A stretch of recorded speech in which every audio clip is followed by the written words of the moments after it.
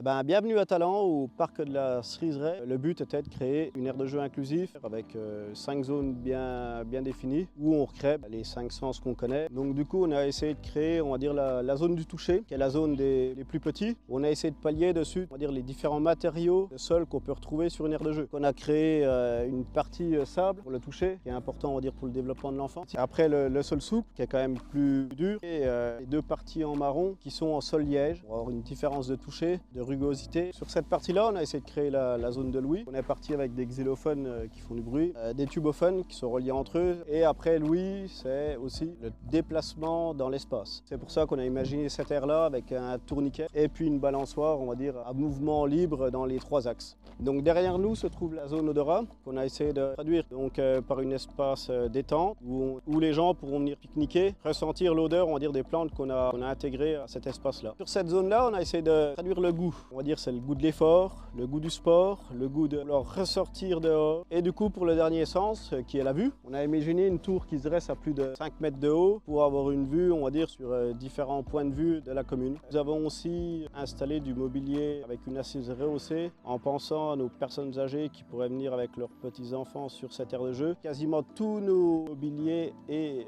installations sont accessibles à toute personne en termes de handicap ou pas.